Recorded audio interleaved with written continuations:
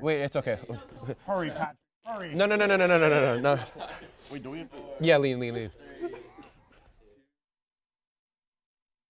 And we are back in studio with your regularly scheduled jump scare of me. Hey, hi everyone, how you doing? My name is Andrew Montana, hosting this 4th episode of Season 8 of HTF Bets, and I'm really excited for this one. But we need to get something straight, right?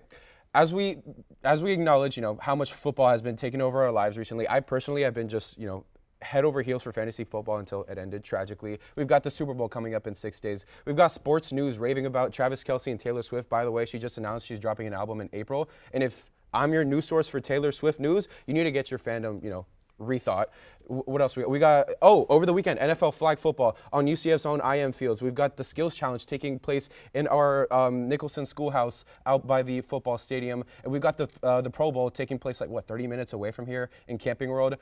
Naturally, since the NFL is in full swing, this segment, this show, we're going to be talking about English Premier League and NBA MVP mid-season award predictions. We'll be right back after this quick commercial break, and don't go anywhere because we do have a Bets debut and an on-air debut. Really excited to introduce him. Don't go anywhere because HTF Bets starts right now.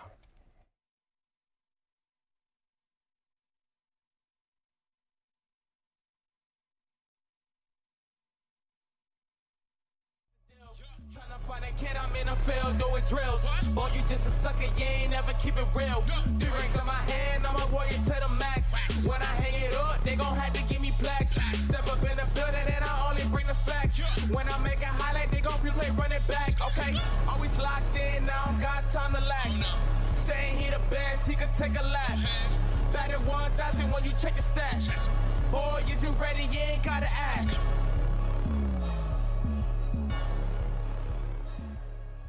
Thank you guys so much for sticking with us. Before I introduce our lovely co-host over here, I'm going to toss it over to the couch, or the stool, I guess, to Mr. Patrick Deleon making his on-air debut. Patrick, how do you feel stepping in front of a camera for the first time in your HTF career?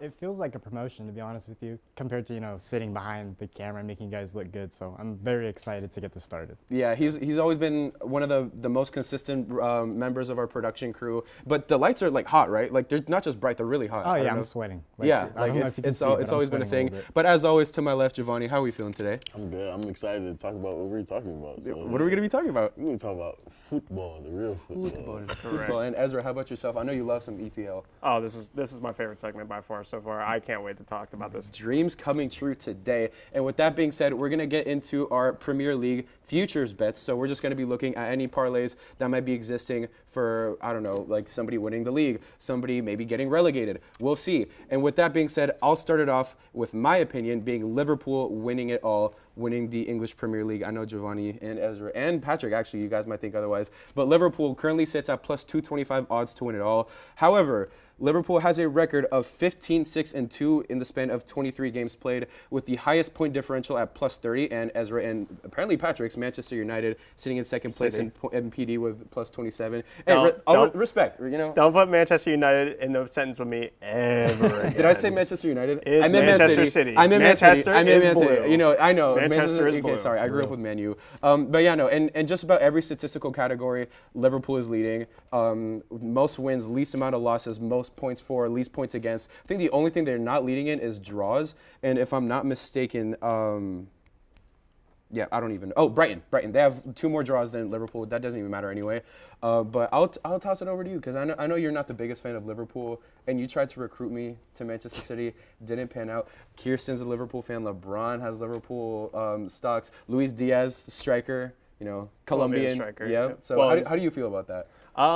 It's not really that bad of a bet, in my opinion. I mean, Liverpool's probably second place to you-know-who, because Man City Brighton are inevitable. They're inevitable. It doesn't matter where we are halfway through the season. It doesn't matter where we are in the beginning of the season. We are known to be able to win it all from anything, absolutely anything. We could be 5th right now, and we'll still have the best title odds. So Man City is probably my bet to win it all. But Liverpool's probably second best. I have Liverpool finishing either second or third, in my opinion. Yeah, I'm really excited to see what Liverpool pulls off this season. But when you say that, it doesn't matter if we're first or 10th or 20th in the rankings. We are inevitable. You're gonna come through when it matters. And you sound like a complacent Heat fan, even though y'all actually can succeed. Unlike somebody. Yeah, But- try winning something. Yeah, that's what I'm saying. Yo, I'm not gonna talk about basketball all the time. We'll do it later. We'll do it. But just tell Pat Riley to be awake in the in the trade deadline. During the trade deadline, But yeah, yeah. but we'll toss it over to Patrick next up, who's got a take regarding Aston Villa. What do you got? So I have Aston Villa finishing top 4. The odds for that are -110. I think it's going to happen because, to be honest, the gap between 5th and 6th place between Tottenham and Manchester United is a little bit too wide. Tottenham are only 2 points behind Aston Villa, so Aston Villa are going to get it done. They have Unai Emery. He knows how to win championships. He's won the Europa League 4 times, 3 of which came consecutively with Sevilla and 1 more with Villarreal. So not only does he know how to qualify for those European competitions, he knows how to win them. So Champions League is definitely in Aston Villa's best interest this year.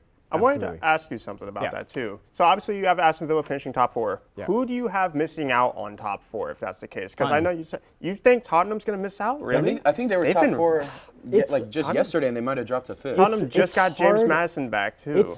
It's going to be hard for Aston Villa to finish top 4. It's a close race. Tottenham is in 5th. Liverpool's in 1st place with 51 points, I believe. So there's only a 7-point gap.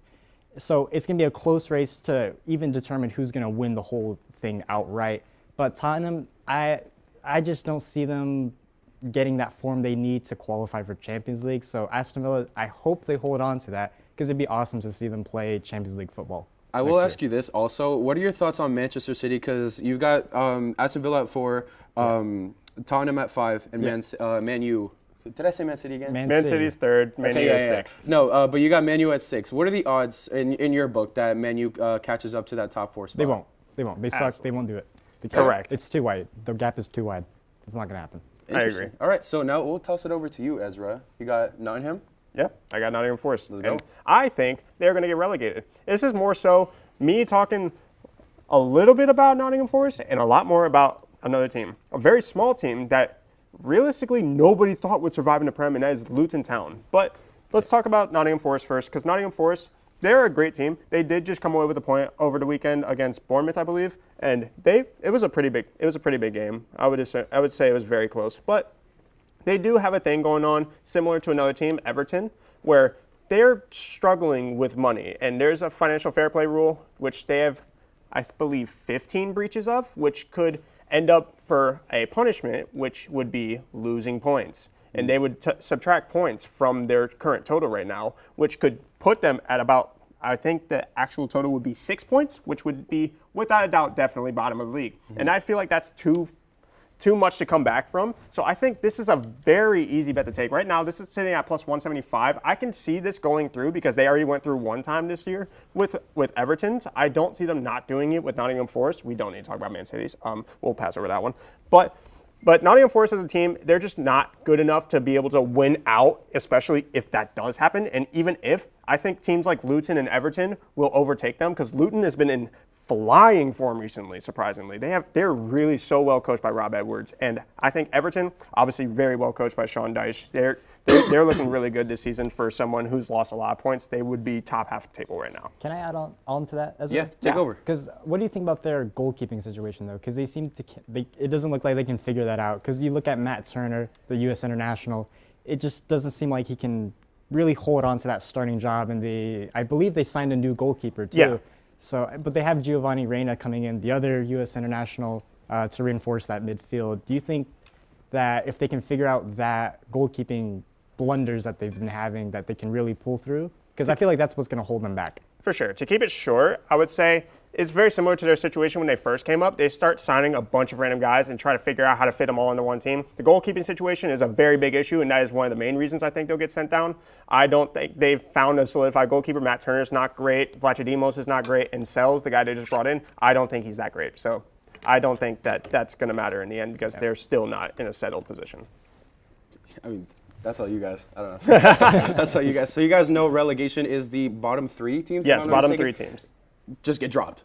Get dropped. So I think, if you think they're going to get, that They will. poverty, let it be, right? So last but not least, Giovanni, I'll toss it over to yourself. Talking about Arsenal, who did just beat Liverpool. They did. I'll make it quick. You guys call me a madman. I had Arsenal to win the Premier League. Whoever called you a madman about EPL? To win at plus 800. They just beat Liverpool yesterday, and they have a strong defensive side. And I'm a believer because of one man, Bukayo Saka, he's the GOAT. He has experience playing in high-intensity playoff games, and he's been playing with England's national team since he was about 17, 18. And he's a young player, and he knows England's style of soccer, and he could use that to break defenses down. They've been very good this season. I think they finished 4th, maybe even missing out on top 4 in my opinion. They're very mid when it comes to certain games and certain times of the season. I think as a team, as talent-wise, as a whole, they are great. They're still figuring out how to work it out, though. And I will ask you this, Giovanni, as well, before we get wrapping this segment up. Arsenal does sit at plus 800 odds to win, which is 3rd overall. Why do you think they have a lesser chance? Unless it's because, we had to pick something with plus 300 odds or greater. That's the reason. Okay, so if that wasn't the case, who would you have picked? Arsenal? I was thinking of Liverpool. But you did go with Liverpool first. I did. I called this. And Arsenal was the next best thing. So. Man City was there. Not correct, but okay. Plus 300. Remember that. So I don't know. Man City was sitting right there. It was the only team actually with minus odds. I think it's minus 163, something like that to win it all. Minus 150 but with that now. being said, thank you so much, Patrick, for joining us today, and congratulations for making your first on-air appearance. And we're gonna be right back after this commercial break with some MVP mid-season award predictions. Hello, my name is Tyler Brownrigg. I hope you're enjoying watching whatever show it is that's playing right now here on Hitting the Field Network.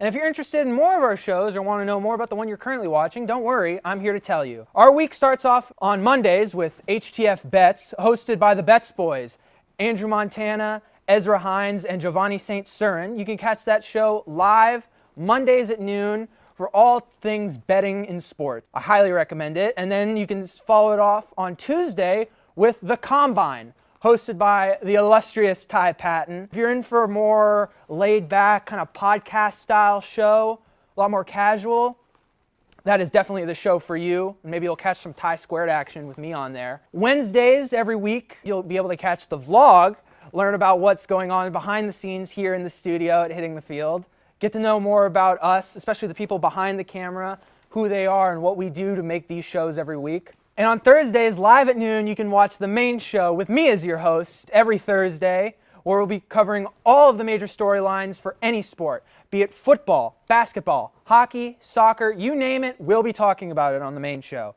And then Friday, you can watch Nighttime with your hosts, Maddie Glass and Patrick Previty, for all things college sports, especially with a focus on UCF sports and maybe the ones you haven't heard about so often, like tennis or women's track and field. It can be anything college on Nighttime. And if you're interested in joining Hitting the Field and you're a UCF student, DM us on any of our social medias at Hitting the Field, and also give us a follow on all those, and subscribe to this channel if you want to catch more of our content. But enjoy the rest of your show. As always, I'm Tyler Brownrigg, and I'll be seeing you on Main Show.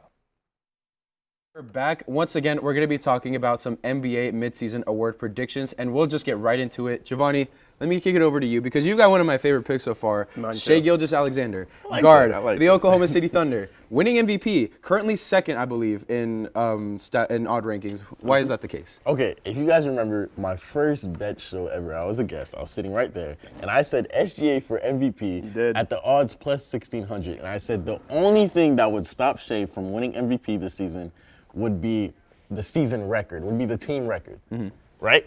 Now they're sitting at number 1 in the West. He's an all-star starter. He's playing like he's first team all NBA. And my most favorite thing about him, first team all defense. Because he averages 2 steals a game. He's averaging 31, 5, and 6. He's playing on, honestly, one of the best teams, one of the best OKC teams that I've seen in a while. Most underrated team in the league. Very underrated. Could easily make a finals run. Exactly. And his odds are only sitting at plus 240 right now.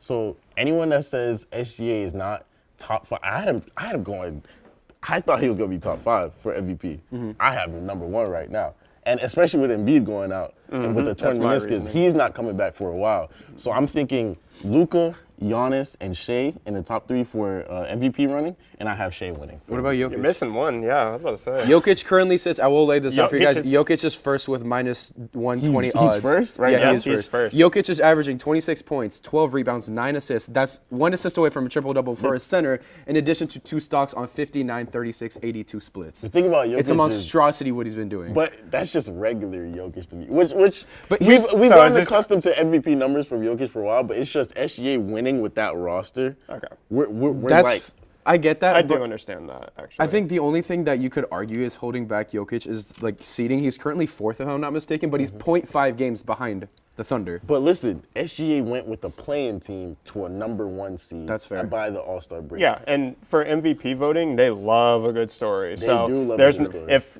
Jokic has been super consistent over the past couple of years, they're not going to keep giving it to him. If that was the case for 10 or so years ago, they would have kept giving it to LeBron. I think it's the same scenario here. They're going to try to give it to somebody new, and Shea is probably the next best, Voter in my fatigue opinion. is definitely a Voter factor. fatigue, yeah, 1000%. it's setting in heavy. And speaking of multiple-time MVPs, as we mentioned, Joel Embiid is going to be out. According to ESPN, if I'm not mistaken, he will undergo a procedure to address a left meniscus injury, which should be reevaluated in a week. And so you guys know, you can only miss 17 games, if I'm not mistaken, in the regular season to qualify for the MVP award. As of now, if I've done the math right, he's missed 13. And so, again, he's going to be reevaluated in a week. In that week, he has 4 games. And if you do the math, he's going to be right at that 17 mark if he comes back fully cleared, which he won't. But it's basically just rats for his MVP candidacy this year. Yeah. Even in, I think it was 2016, he underwent a season-ending injury. That was the exact same thing. Yeah. He missed 37 He games. definitely was up there, though. He was having an amazing He was having a great season this season. I'd argue it's better than last year. No, for sure. 35, 36 points per game, and he's not having to split the ball with Harden. He's even averaging like 6 assists. And he wasn't even playing the fourth quarter in most games. That's true. Because they were just so ahead. So Exactly. they were literally just putting their starter, or their bench, I mean. Yeah. So I'll toss it over to yourself, Ezra. What do you have for us? Because your pick is also kind of interesting. Really quickly, I just wanted to add in, it's not an argument to Giovanni's. I just wanted to mention Jalen Brunson's 5th in MVP voting right now, but not It's an a all-star shout-out. starter. Okay, it's a So I just wanted to let that be known. Not an all-star starter, though. Crazy. That's true. But I'm going to be discussing Tyrese Maxey winning Most Improved Player. And I know the odds are sitting crazy right now. At the time that I said this, it was at -750. Right now, it's at -600. I'm picking him because I genuinely think there's nobody remotely close to him. Because like Alperen Sengun, Kobe White are very good. They have taken nowhere near the step that Tyrese Maxey has. Tyrese Maxey's on 26 points per game, 6 assists with great shooting splits, 45% from the field, 38% from 3. If you watch him play, you will know that in the scout sheet, he will be marked down as one of the best shooters in the league. He is easily one of the best shooters in the league. Whereas stats obviously don't necessarily back him up for that instance, because like there will obviously be players shooting 40% from 3. Watch him play. Genuinely, please watch him play. Watch the shots he takes. He is one of the best shot creators in the league, one of the best off the dribble catch and shoot guys. He has the full thing. And not only do I think he's going to get better because of Joel Embiid being out, but also he's going to be able to hold this 76ers team to a higher level because they've played without Joel Embiid for, I think you said 13 games, right? And they're still a top seed. They're still much high up there. They haven't been awful without Joel Embiid. They've been not great, but they haven't been bad. And I think that's because of Tyrese Maxey, in my opinion. I will mention this. You said Alperen Sengun, who I think has taken a tremendous leap. I don't exactly know the splits between this season and last season for Alperen. 21 and 8, I believe. Yeah, something like that. But he's essentially a Walmart version of Nikola Jokic, for those of you guys who don't know. But Star snub? No. I don't think he so. should be an I don't all-star. think so. I really wanted him to be an all-star. I think DeMontis and De'Aaron. Those are, if you're going to talk about snubs from the West, it's them two first and then Alperen. But, he's been phenomenal. Outside of that, I do want to mention Scotty Barnes, because he's currently sitting at plus 1,400 odds. He went from 16 points, 6 rebounds, 5 assists, and 2 stocks last season to 20 points, 8 rebounds, 6 assists, and 3 stocks this season. He's taken a huge leap offensively, huge leap defensively. Obviously, Pascal Siakam getting traded to the Pacers, which I just remembered last night. It's so weird to see a Phoenix. He's taken a huge step up, and I think he has that capability to take an even greater step in Pascal's absence. Yes. What do you think about Scotty's chances? So Scotty, he's taken a step up in a different way. It's almost like Shea's step up right now, because Shea, I would say Shea has taken a step up while averaging similar stats. It's because they're actually playing good with him as the focal point now, rather than using him as a rotational piece, or as you'll get the ball most of the time this night, maybe not so much this other night. No, Scotty Barnes is literally the heart and soul of that team, and I think they're going to end up becoming a better team next season, in my opinion. I think this season, obviously not that great. Change of coach, change of many players, obviously losing Pascal Siakam, but next season, watch. This Raptors team's going to be very nice with him leading the line. Yeah, Raptors have just been abysmal, but to the point, and like not like last seed, but just Yeah. below that mediocre spot, which is where you don't want to be at all in the NBA, and that's a dangerous place to be. So hopefully, you know, Scotty can either push them into a bit of a playoff run eventually, or they just tank and get someone good. But with that being said, I'm going to move on to my pick, which is going to be Victor Wembanyama, taking home Rookie of the Year. He currently has minus 270 odds of winning it all. Isaiah's back there, greatest Spurs fan I know. The only thing that seems to be in his way is Chet Holmgren. Oh, I guess also Jeremy Sochan, but you know, that's whatever. Jeremy's, Yeah, I will say that for the longest time, Chet was the favorite to win Rookie of the Year, which I think is blasphemy. Chet's averaging 3 less points, 2 less rebounds, same amount of assists, but the defensive differential is what gets me going. And the minutes too. And the minutes, Differential in the minutes. is crazy. Victor is like what, 3rd or 4th in the Spurs minutes, despite having votes to be an All-Star. I think it's crazy. Also, Victor's putting up great splits, especially from the free throw line as a center. Chet's been doing his thing, don't get me wrong, especially from, you know, field goal percentage. But when it comes to Rookie of the Year, first of all, Chet is what, the second option at this point in OKC. Now, I don't know if Josh Giddey's still, you know, doing his thing. Josh Giddey is not. Probably Second. Yeah, he's doing his thing. I would but, say you know, Jalen Williams is the J-Dub, second option. and Okay, yeah. then- So second or third option in OKC outside of potentially an MVP in Shai Gilgeous-Alexander. Sorry, but Wemby is leading the second worst team in the NBA, which is kind of, you know, comedic, but. Not his As an fault. individual, yeah, it's not his fault. As an individual, I believe he's been performing much greater than Chet Holmgren or anybody else in the rookie race, even though it's really just up to them too. But yeah, with that being said, there's kind of no argument there. Also, I do think he should be at least top 3 in Defensive Player of the Year. He should be Defensive Player of the I Year. think in my he opinion. should. I think He he's should be genuinely the front runner. He's 'Cause genuinely a generational defensive talent. Yeah, Genuinely. Rudy He is. Gobert, I think, currently sits at the number 1 seed, or the number 1 placement in terms of odds. Victor Wembanyama averages 1 more stock per game combined, right? I think it's like 4-3 discrepancy. I'll give credit to the Timberwolves. They're playing with the best defense in the league. I know Jack is probably somewhere laughing. That's hearing true. this, That's true. But could Rudy you? Gobert is the anchor for that defense. really? He gonna is say the they're anchor the for the best? defense. But You're would gonna say you they're the best defense? would you argue that the rest of the roster being so defensive minded could take away from Rudy Rudy Gobert's Gobert? stocks? Yeah. No, what I do think will take away is, like we said, voter fatigue, and he already has 3 decoys on his show. But that was kind of a while. When Yeah, was the that last was time a he won while one? ago. It 'Cause was last it time was he Jaren on the Jackson, Jazz. Marcus Smart, and then it was Drew Holiday too. and Drew Holiday. You're right. Yeah. So So I mean, 3 years. it's kind of like, you know. It's a low-key spread. Yeah, out. it's like the Spurs dynasty, you know, just like spread around those like early 2000s. But that's my pick. I'm gonna toss it over to the ghost of Tyler Brownrigg, who picked Chris Finch, of the Minnesota Timberwolves to win Coach of the Year. Currently sitting at plus 230 odds to win it all. He was just named, I think, yesterday, maybe midnight. I'm not really sure. Yes. But to be the Western Conference All-Star coach, which I think is a huge nod to him. But I don't know, because you've got OKC. They're not even number 1 in the West right They're now. not number 1, but I think he's done a great job with everything that's been going on in Minnesota. That step up, you know, last season they lost in the first round. Oh They yeah, were- that's right. They lost in the first round with that same coach. Yeah, but Weird. they did Yeah. puncture a hole in the Nuggets, which a lot Weird. of teams weren't able to Oh do. yeah, Hi, I'm definitely. a Lakers fan. Yeah, they won one But game. Crazy. yeah, I can see how you feel. But Giovanni, how do you feel about that pick? I'm gonna go with. I'm an OKC fan for the day. So You're gonna run with him? Yeah. same Mark coach. Daigneault. Exactly. I'm not really like. I don't like how he was All-Star coach. If they have an identical record, I feel like they could have waited probably 2-3 more days to call the coach for the All-Star game. But yeah, I don't like the pick for it. One more thing, All-Star coaching does not matter because Doc Rivers just got picked as All-Star. Yeah, I know. And regardless, it's not like they're not gonna let a LeBron or a Giannis just like say F it, do whatever you want. Exactly. Like, they run their own plays anyway. You know, it's whatever. But so you guys know Mark Daigneault. Daigneault, yep. Yes, the Oklahoma City Thunder coach currently sits at plus 130 odds to win Coach of the Year. Ty Lue, actually, of the Clippers, is 3rd place with plus 900. So shout out to him. He's been doing great Should the be last couple closer. years. Where's Coach Spo? Is he on that list? No, Crickets, y'all I are think. 8th seed. Absolutely Yeah, not. yeah. What happened to a 7-game losing streak? I don't know. It's What- over. Crazy. That's Yeah. what happened. It's over. That's what happened. It is over. Wait until we get to the playoff. Okay, yeah, you're gonna lose in the finals for the 15th time. You think they're this making year. the finals? Funny. No, he A dub does. is a dub. He said it on the vlog, so you guys know. But thank you guys so much for watching. Shout out to the ghost of Tyler for being here. We've never had any phantoms on the show, but I guess this is first. And we'll be right back after this quick commercial break for our surefire picks of the week. So, Tyler Brownrigg. It says in my notes you're an Oklahoma fan. That is correct. So,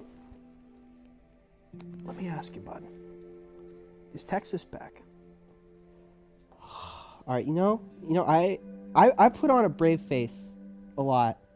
But this year, I'm really scared that they are, man. Okay? They just beat Alabama. They're going to be top 4 in the rankings.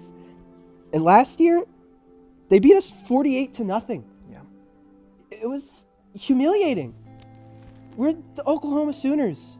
We were the best ever. We were talk of the town. We had Baker, Kyler, and Jalen 3 years in a row. And now, are we good? I don't know. We haven't won a national title since 2000. We're number 18, I think, and nothing matters, dude. Sometimes we build up these walls thinking they're impenetrable.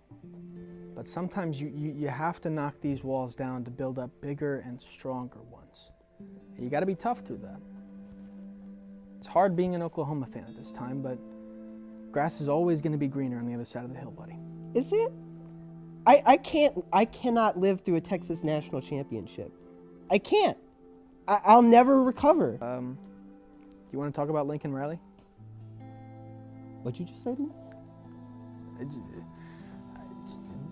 just want to know if you want to talk about Lincoln Riley. You listen here, you court-ordered quack. You mentioned that.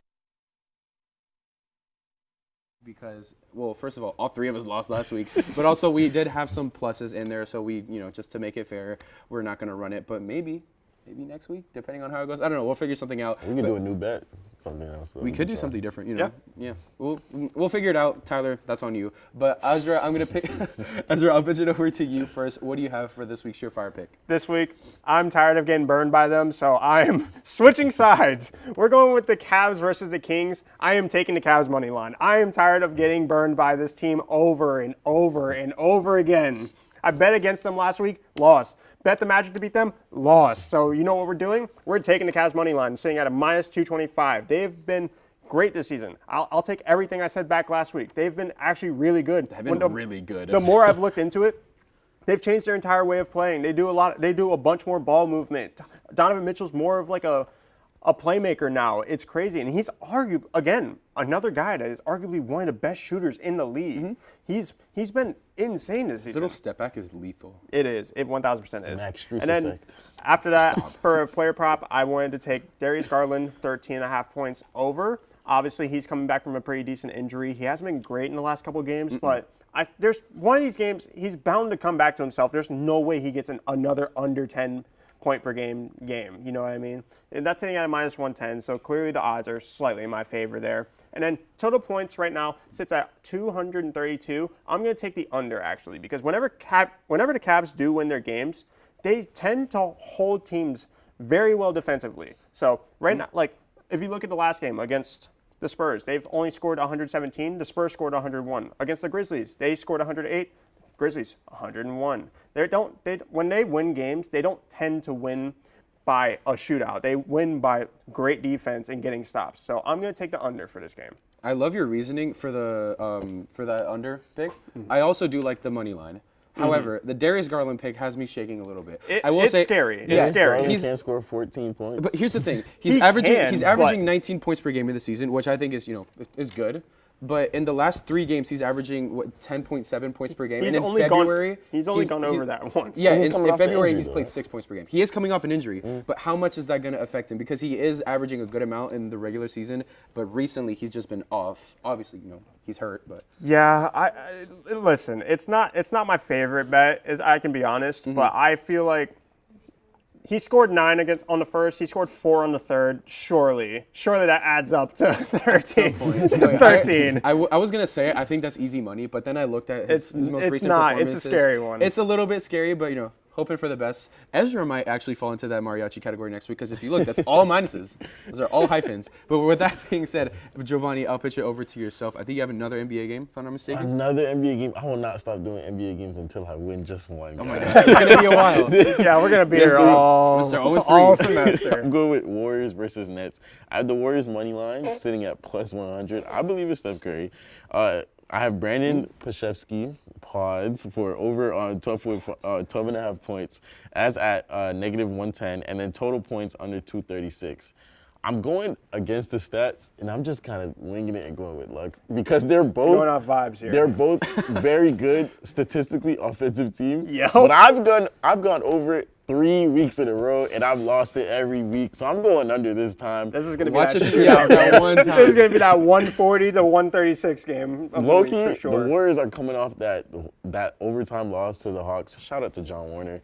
Let's go Hawks or whatever.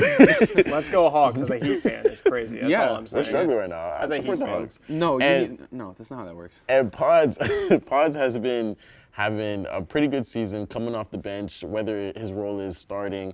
And so I believe usually his points and assists always hits, but I'm just going to go with the points this time. That's fair. And He's going to drop the -6 points. Pods, if I'm not mistaken, he's like top 5 in Rookie of the Year. He is. Yeah. yes. Odds, so he's you know, he's been really good. shout out this to him. season. He has been doing really good, and I Really didn't good even. role player. Yeah, I heard of him, and then Mason's like, "Who the f is this?" That's like, so we gotta find out. But anyway, I'm gonna pitch it over to my parlay. That's gonna be Manchester City versus Brentford, let me happening hear actually it in more. 2 hours. Talk to me nice. Manchester City versus Brentford. Anyway, Man City's money line currently sits at -190. Easy money. It's Man City. How it's not higher is crazy. Yeah, honestly. I'm going to be taking over 3.5 goals. I'm going kind of bold with this one at plus 152 odds, and then Erling Haaland to score 2 or more goals. 2 or more goals, right? You're going all in. Yeah, for I'm going money all this in. week. I'm making money. I'm making money. That currently sits at plus 330 odds to happen. I honestly think Brentford's one of the bottom of the barrel teams in the Prem, and Manchester City is top 2. I don't know if I can 3. agree with the Brentford take. I think they're a very good team. They've just been without their star guy for most of the year because of a betting scheme. But Is we're he- not going to talk about that. Is he playing in this game? Is he playing in 2 hours? Yes, he is. He is? Okay. Also, so- Erling Haaland's coming off an injury. I don't know if 2 Okay, goals see, is that's gonna something I didn't know, but, I'm just going to run with it, make some money. But with that being said, thank you guys so much for tuning in to this episode. Shout out to Patrick once again for joining us on his on-air debut. And actually, tune in for some Combine content tomorrow. And then also Thursday, we've got 2 live specials, Black History Month special and the Super Bowl special. It's going to be a lot of on-air time, but the best content we can provide to you guys. With that being said, thank you guys so much for watching. And until next time, go Knights and charge on.